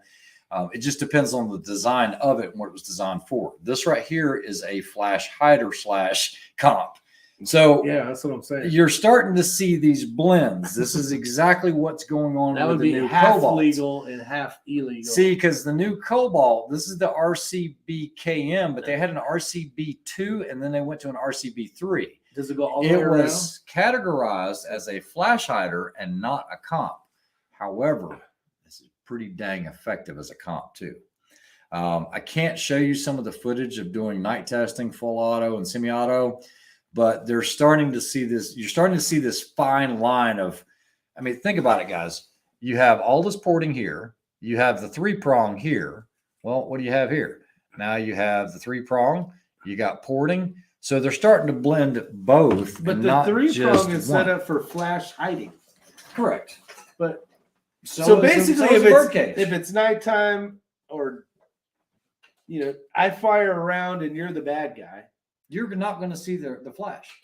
Now, how is that? Why is that? Just because the way it dispersed. Now, to a point, you can't throw that on a 10.5 and expect not to have flash. You have flames coming out the end of the damn thing anyways. To a point. Depends on the barrel length, gas system, everything else. There's a lot more to it than just that. But you keep talking. I'm going to see if I can find some footage. But for the most part. So it's like when you look at some of these or you're trying to buy something and it says flash hider, you're like, okay, if you live in certain states, you can't own that, but you can have a compensator. But at the end of the day, you're looking at some of these that have all this stuff. You may be getting yourself into some trouble. I don't know if Ray showed you this, but you can see the ports on that side and then the back where the bottom would be. Obviously doesn't have any of the ports, so that's where your compensation comes in, and then you got the flash hider 3-prong. But I'm just trying to figure out this whole. Okay, so guys, I'll show you a difference here. How a 3-prong compared to how does a 3-prong? Because even that one, no, that birdcage doesn't have any on there. You're not ready to get into the engineering side of it. No, I'm not even wanting to get into the engineering side of it per se. I'm just trying to figure out how they thought. I guess, well, I've been lucky enough that I haven't had people shooting at me where I would know the difference or see it or not see it. So hold on, guys. I'm trying to pull up some video for you guys. Just got to make sure that I'm deleting some other stuff first. Hold on. Let's see here. Catch him here. Michael 47. Made a dumb sucker challenge to your voodoo buddy. Think you'll like the effects when you make the hit. All right, let me catch up here. So how well does suppressor hide flash? Very well. It usually does a great job. Does it do better than a flash hider? In my opinion, yes. Okay, that's where I was getting confused. Ray, have you used any Griffin armament cans, specifically the Revolution 9? I have not. I've shot some other Griffins in the past, but I have not shot the Griffin 9 that you're asking about. Give me just a second. Let me see if I can find this one. Also, Chocodile 007. I'll be running a DDM Mark 18 full-time with silencer. Therefore, I need the War Comp 3-prong so I won't get lock up can on the rifle. Yeah, if you guys aren't taking the cans off, what was that one? The MP5s, those will lock up pretty easy, right? All right, guys. So taking them off. I can show you this. I just gotta be careful what I show you. So this is full auto at night with a compensator. Okay, full auto at night with a compensator. You see that? That's a comp. Now putting a give me just a second. Do it one more time for the folks that were sleeping. Okay. Killing it. I have to hide the group this was from. So here we go. You see that, guys? That is compensator, not a flash hider. Same machine gun, same shooter, same everything. And this is quick. Here we go. See that? Oh, wow. You see that? That's a a huge difference. That was what, a flash hider? That's a flash hider. Now that's without a suppressor. When you add a suppressor to that, it's even less on both. If that comp is set up like this, where you can attach a suppressor to it. Wow. Okay, I like the lighting better. This works a whole lot better for showing stuff. Yeah, that was impressive. Whereas showing something like this full auto with the flash hider, because if you give away your position, you've given up your what position you've got at night that helps you. You know, your visibility is now. I mean, your cover is now gone. I mean, what you've got at night, whether you've got knobs or anything else on, the minute you start to shoot, if it's multiple engagements, you've told them exactly where you're at. It's just like light discipline, you know. There was a huge difference. It is huge. Yeah, it's a real thing. And it's one of the reasons why Surefires do so well. Surefire does really well at. Now, was that the one that we were looking at? I'm not allowed to tell you what that was or where it was taken. Oh, gotcha. So let's just pretend it's this one for now. That's weird how that design can do that much difference. Did the gun perform any different between the two? What's that now? Did the gun perform any different between the two? No, absolutely not. Well, okay. That was development for something else in mind, because everybody already knows what a comp does. Everybody knows what a flash hider does. So now if you throw a can on top of that, they're going to be pretty similar. The one that's the comp, though, is probably going to throw a little more flash out. But as far as did it perform any different? Yes. If you take and just shoot them the way they are without the can, the flash hider, well, that flash hider was a hybrid. It was a comp / flash hider. So you're starting to see, like I said, the best of both worlds, because they're integrating both. If you can do that, like this war comp, and that was not a war comp that was being seen, this is going to give you the best of both. This is not going to be that subdued, though. What you guys saw was something that's not even hit the market yet. Yeah. Ray, can you explain again how a can gives you better accuracy? And I don't think you ever said that. No, I never said that.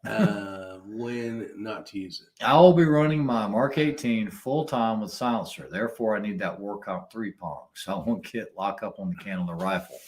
Yeah, exactly. That's why I actually have this. I'm going to do a review on the Mark 18, and it's a full built Mark 18, which ironically, a real Mark 18 doesn't say Mark 18 on it.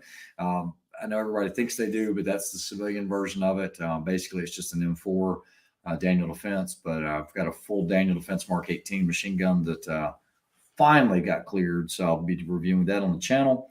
And then I hope to be able to compare it side by side with a Geisley Super Duty, a Veltor, ADM, and then a Cobalt. And we'll not get crazy. We'll throw them around. We'll get them in the dirt. We'll get them some mud and see how they perform. So that will be coming up in the next month or so. We'll see you, Shaggy Rifleman. Have a good one. But Chocodile, to answer your question more specifically, they both shot just as accurately. You could still control the recoil on both very well. But like I said, it was a hybrid. Now, if you were to take that comp and compare it to this bird cage, you wouldn't have seen such a big reduction And then also, this is definitely going to recoil a lot more like the bird cage will, as opposed to a comp. Nobody shoots bird cages in 3-gun competition. Yeah. Any experience with the Mark 12 Allen Engineering or Ops Incorporated AEM5 cans? No, I have zero experience with those. I do have some really good news though. After I went to that Surefire event for you long rifle guys, I did finally get me a, should I even tell? I don't even know what you got. Mark 22 deployment kit. Oh, yeah. Yeah, so the Barrett Mark 22 SOCOM rifle, the ASR, I've got it. And so I'll be doing a full review of that. So that should be pretty cool. That one's in 308, 300 Norma, and 338 Norma Magnum. Yeah, buddy. Sounds like some expensive ammo. Yes. So, yeah, I just hope this answers a lot of questions, because even though they are cool and they're nice to use, you can't have conversation. You can have a whole slew of other issues when it comes to suppressors. You can burn things. You're going to change your cyclic rate. You're going to change your recoil impulse. You're going to get a lot of gas in your face. When you start, like when he was talking about the Mark 18, when you start getting into machine guns, whether it's piston or direct impingement, when you start running cans, your cyclic rate is going to go out the roof. So a lot of guns that I run suppressed machine guns, we'll have to go in and tune those sears so that they don't shoot as fast. You don't want something that shoots too quickly. It's going to be uncontrollable. I like a cyclic rate, somewhere between 650 to 700 on, let's say, a 5.56. While it'd be cool to have something a lot faster, you still want your reliability. You want everything to run right, and you want to be able to do bursts. I mean, you're not just going to dump mag after mag. So, yeah, there's that. And your who makes those? Otter. I reviewed the Zeiss LRPS 5, a very long review, about 22 minutes. And then I also have the new Zeiss rings, throw lever, and sunshade that I'll be adding onto that.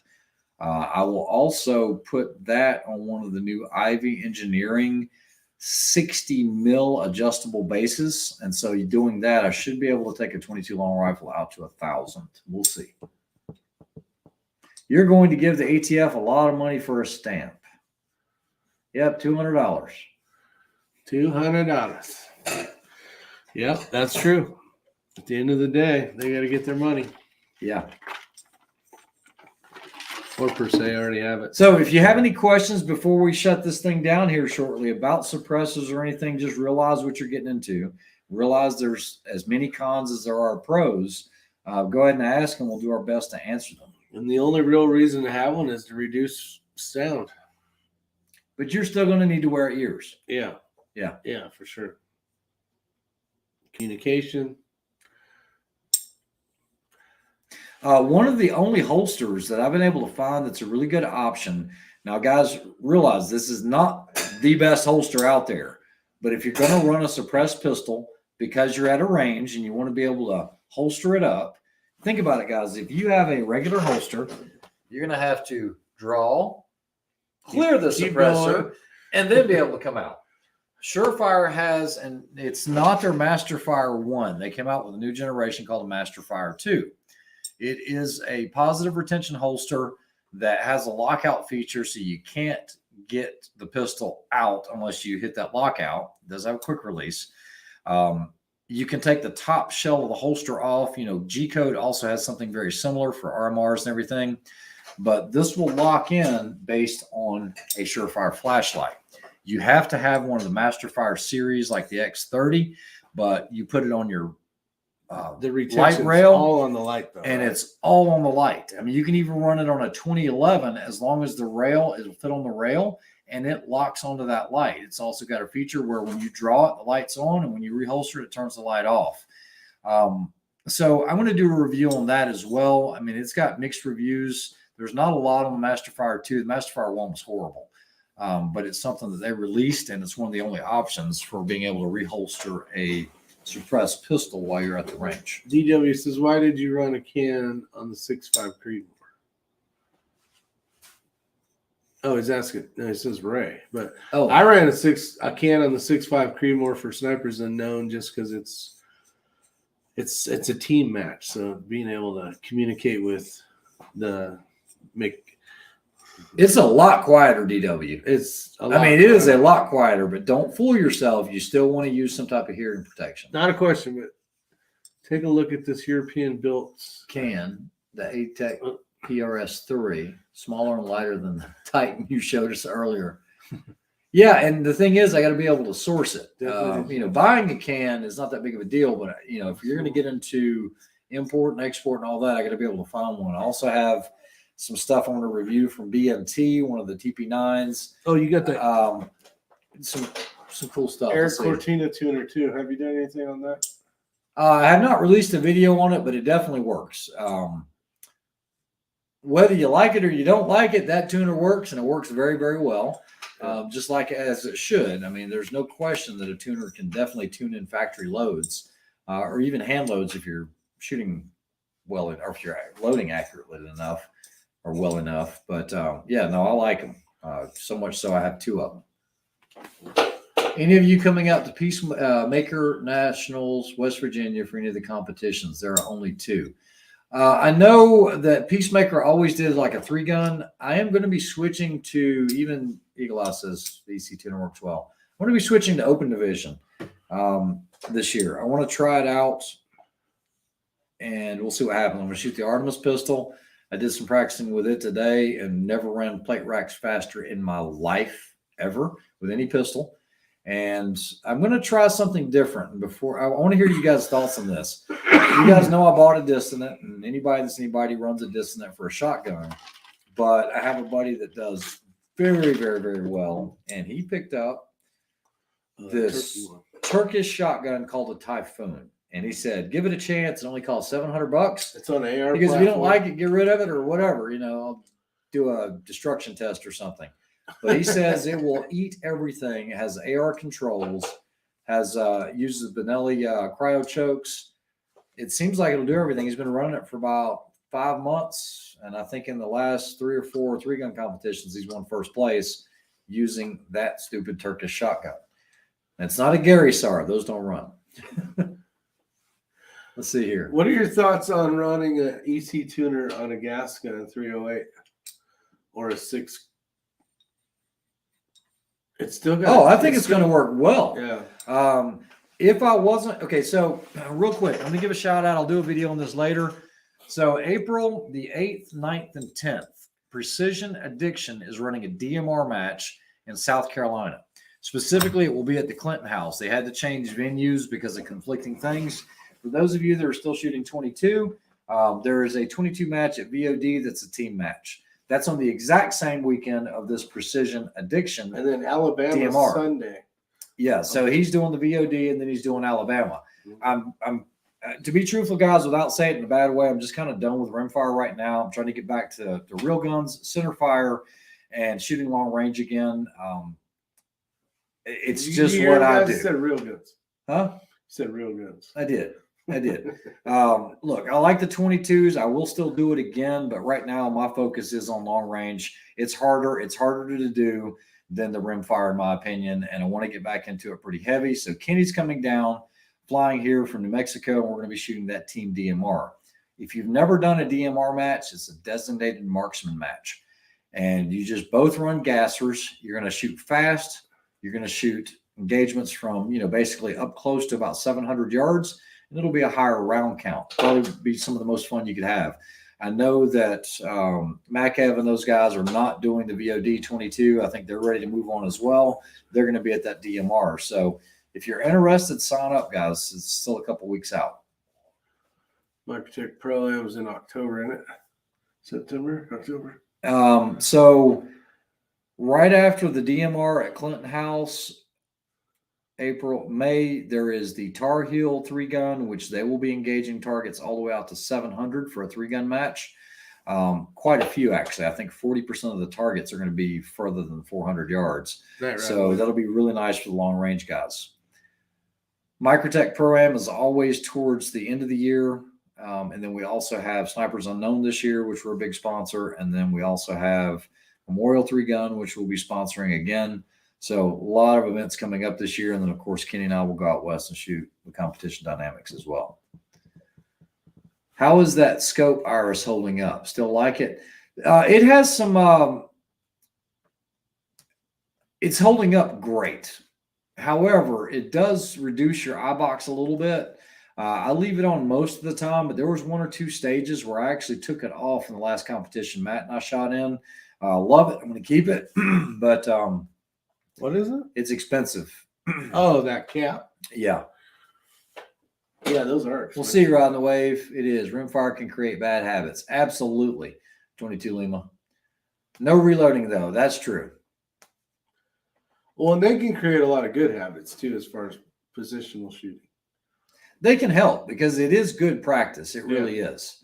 Yeah, I think working on your times transitioning from one to the other, that's going to be a big benefit. But look, this is no secret. Do you remember when we were when you and I went and shot the Hornady match and we hung out with those guys at the gunsmith store? Yeah. Their top shooters were all saying 22 long rifle will hurt you more than it will help you. Do you remember them saying that? They said go with a 223 Ackley improved. that's why I ordered a 22 Ackley improved, 223 Ackley improved when I got back. That was the main reason. I had no idea I was going to go down that rabbit hole. Okay, so, and I want to go ahead and say this. Rick knows because this came on the conversation and I was texting, but think about it, guys. And I'm not calling anybody out. I'm friends with all these guys. I mean, guys, you got Chris Simmons, he's like the #1 rimfire guy in the country. He won national, or didn't he win last year? He won nationals. Yeah. Okay, and so he goes this centerfire match. He came in 10th, which is extremely good. He won NRL and PRS. Yeah, and so he did all that with Rimfire. You got Rick that just came off of a 2nd place, 1st place, and 1st place. I just got a 3rd place too. And just got a 3rd, okay? And then he goes and shoots a centerfire match, which it's the same stuff. He's practicing the same position. It's all for your tank traps. And you didn't do so well. No, I did horrible. Yeah. So I don't think you can say this helps this. I don't think it does at all. How can you go from 1st, 2nd, 3rd place in basically 1 month's time to literally 10th from last out of 100 and something group, but you shot the exact same discipline? Well, centerfire. I'm shooting against 120 people. Correct. I'm shooting against Morgan King, which wins. Let them guys take the top 25%. Yeah. But I would say finding the targets.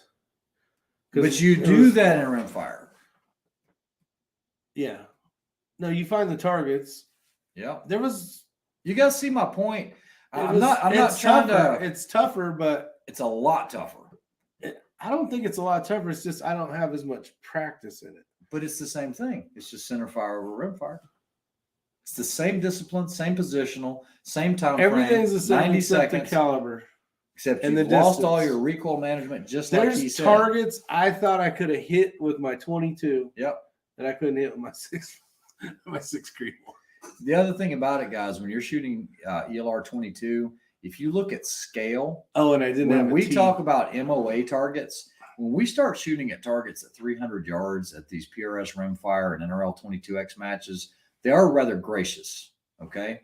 But when you're talking about like what Kenny does out west and what PRS does, when you're shooting true MOA or minute-and-a-half targets, when you look at that scale, it is completely skewed on the 22s.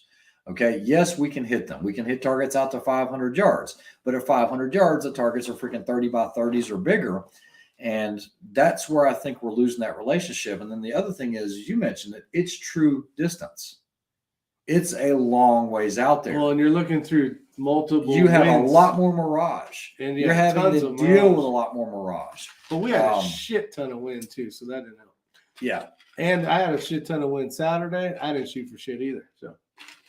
Yeah, so I think 22 Lima says it the best way. He's more diplomatic. Rimfire is great for building the foundation and fundamentals. It translates well to real guns, but without real recoil, target acquisition can become a real problem. What's up, Eduardo? And I completely agree. I found Rimfire showed up my flaws. Hopefully, I'm going to be able to transition over to centerfire. Yeah, gotcha. What's up, SoFlo Impact? And I'm a little biased shot on that this. one. SoFlo shot that as well. So SoFlo, because he does 22 and centerfire. So maybe you can chime in on that. I don't know how long he's been here, but my argument to Rick was this. So we jumped into that Rimfire thing pretty hot and heavy.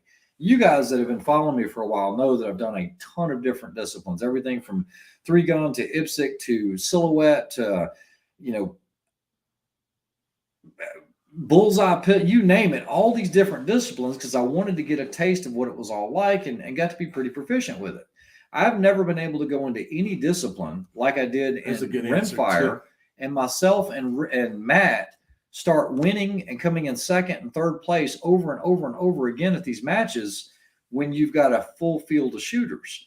No, I didn't go to nationals. I got to buy into that. So did Ella. But at that point, I kind of lost interest in it. I mean, for lack of a better word, lost interest in it. So I think it is a lot easier than centerfire. And like I said, I don't want to develop bad habits right now. That's my whole thing. I mean, for me with 3-gun especially, recoil management is everything, especially when you're doing double taps and all that. And I just don't want to get in the habit of the 22 stuff right now. I'd like to see you shoot a PRS centerfire match, though. Yeah, and I looked at how I finished. I was still in the 50 percentile when we shot the Hornady PRC. First one I ever did. Yeah. So maybe I'd be better, maybe I wouldn't. And I'll eventually get to that. But right now, I'm doing all the team match stuff and everything else. Dick Hedges says, I noticed that I became dependent on watching bullet flight with a 22 and hard to see trace with centerfire. Yeah, that's what I noticed. Who makes the scope sunshade koozie? I actually have those. I've never listed them, but it was a way to kind of protect the scope without wrapping it with the tape that everybody else does. So Shibal Siki, I'll send you one just for asking. Just text me your address again, or I'll look it up, and hopefully it works out well for you. It is, and it can make for bad habits. All right. It's a different animal. So would a good comp change the recoil? Well, see, that's the thing. That's why he bought that. That's why I went to this. Yeah, that's why he bought that. I'm going to try that. I got another match. Dick and I have another match in Alabama next month. Yeah, the end of next month, I think. So I'm going to be able to tell.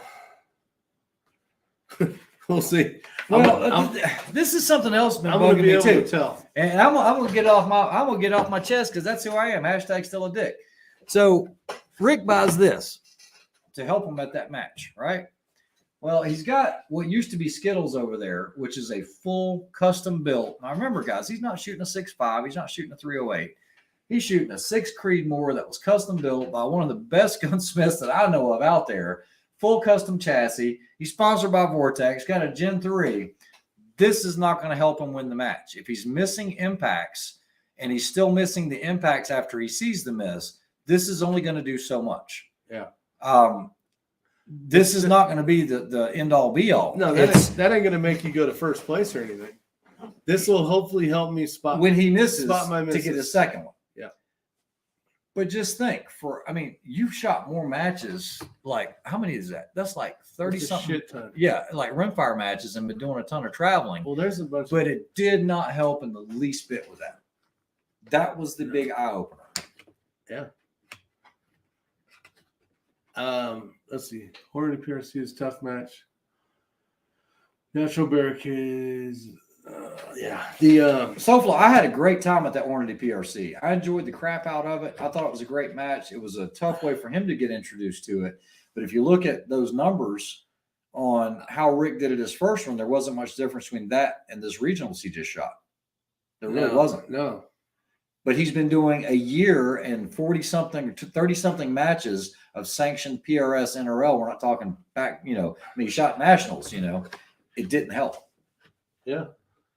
Didn't help yet. I think it's more you just got to practice whatever the hell you're going to be shooting for real.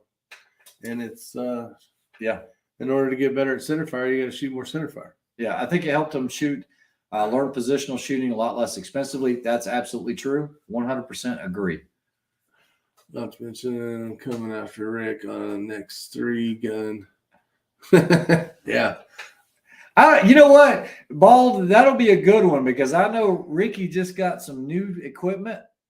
This one, yeah. Yeah, he got that, and not with that scope on there. That was, yeah, he won't have that. That was for groups. So that'll be a close one, but I think it'll be pretty good. I'm looking forward to that. It'll be a fun match. I had a good time with you last time, Val. I know we need to do that again. Yeah, freaking awesome. But well, it was a great topic. You guys know how I feel about stuff. I don't really hide how I feel. So that's it. NRL Hunter at Arena Training Facility next month. Yeah, the problem is out here. I don't know. Arena's in Florida, isn't it? No, Arena is right there in Alabama / Georgia. Oh, we went there. Yeah, that's the only one. That's the only NRL one out here, though, which sucks. Unfortunately. Hey, if you guys don't know, in Minnesota, I got to talk about this because this is freaking badass. I'm going to this shit.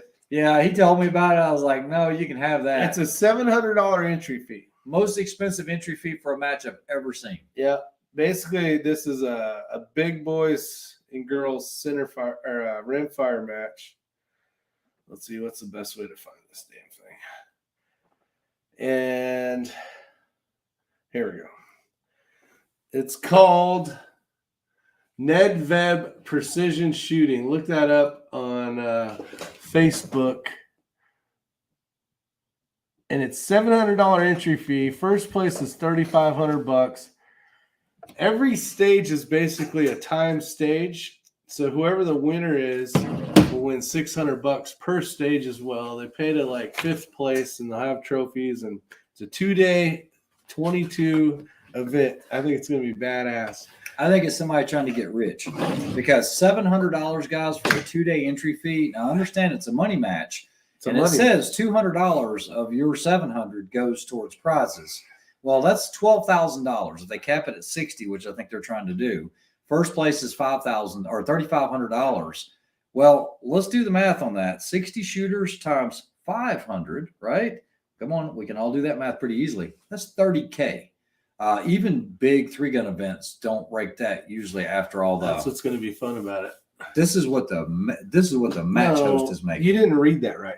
I did read it right. The $200 goes to whatever, but they're still what does it paying. say? Read it off. They're still paying $600 per. And they can do that. Stages. They can do that. How many stages are there? There's 12 on the first day and 8. There's a total of 20. 20 stages. $12,000. $200 of your entry fee goes to that, and you got first, second, third, fourth, and fifth. Yeah. They're still going to make 20+ grand. Yeah, but you could go and win some money too. Always go back to centerfire to practice it. Back from practicing 22 on fundamentals. There you go. Yeah, so I thought it'd be fun. It'd be neat just to go and do some video footage and see how it all pans out. But I think you'll see some top-level shooters show up to this thing for sure. Dick says we're going to go head-to-head next 2-day on a level playing field, open gun versus open gun, no more gas and PRS for me. Yeah, it's funny. We didn't want you to go gas anyway. Yeah, I was telling you in the beginning, I was like, man, I love the M110, but I don't know if I'd shoot a PRS match with it, but you still beat Rick. So I can't say much. 1 point. Shooting a 308 gasser as opposed to a custom-built 6 Creedmoor. You did ask earlier, I forgot to mention it, was the suppressor. That over the barrel on the M110, that can lead to a lot of issues on that barrel corroding, as you well know, but it would still be a cool setup. But yeah, I agree with Kenny. That's stupid. $700 for a 22 match. I don't care if it's stupid or not. It's going to be a good time. I just picked up a trigger cam. I think it's the best coach. Trigger cam's really good. We've been using the tactic cams. The trigger cam's a little more compact. It's really nice. Says, whatever happened to the sniper matches, that was 20 grand to enter. That was that one Chris Way was signed up for, Assassin's Way. I think that ended up getting pushed under COVID, and they're going to put it off till next year. I'm not sure. Yeah. Trigger cam's the one that what's his name uses, isn't it? From South Africa, Peter. Yeah. Yeah, I'm not sure. I haven't seen it. I don't know. I know the tactic cam. You lose a lot of eye box, don't you? Yeah. Anyway, we've been yapping all night. All right. Well, you guys have a wonderful night. If you got any questions, And suppressors are dirty. See that? Dirty fingers. Dirty deeds done dirt cheap. All right, you guys have a wonderful night. If you didn't hit the thumbs up button, hit it on the way out, you lazy bones. Oh, hold on. Stitch or brachial. I'm not a big fan of the Persian blade. If you guys know, I just came back from the Texas Blade Show, and Jason Hunt's asking about the Microtech Stitch, which was a version of a Borka stitch that Sebastian Brinzi, super, super nice guy, hung out with him all week. He did that, and then you have Bastinelli, who is a custom knife builder that has the brachial that did in collaboration with Microtech. So while I love the action on the brachial, I'm not a big fan of a Persian style blade. I'm more of a stitch guy. However, they did drop 12 DLC brachials, Jason, at the show. Don't be that guy that tries to buy one because there are more coming. You can thank me later. Tacticam can scope you good. Can scope you good. Yeah, it can. Basically, he's talking about getting scoped by the because it adds. Scope bite? Yeah, get scoped by. All right. See you, Michael. You guys have a wonderful night. If you're not subscribed to the channel, please hit the subscribe button. We can always use an extra family member. Hey, SoFlo, that KGM RF22, it's a great can. We're never gonna end this damn Yeah, thing. we are. So this one is a great can. I did put it on one of my 22s that I had, one of the Voodoos. Some Voodoos. It shot some great groups with it. I just haven't had a chance to do a review of it. I know that Kyle put a lot of research into making a precision 22 can, so I think you'll be happy with it. We'll see you, Richard. They're Arthur. nice. They are definitely nice. Oh man, you got the Sith Lord. Awesome. Glad you were able to get it. Everything's mailed out. If you place an order with Extra Customs, we usually get knife orders out the next day. Yeah, and I sent a bunch of stuff out today, so if you ordered anything last couple guys, days, thanks for joining. it's gone. It's on its way. See ya. Anything else you want to do before I hit the end broadcast button? See you, folks. Haven't done that in a while.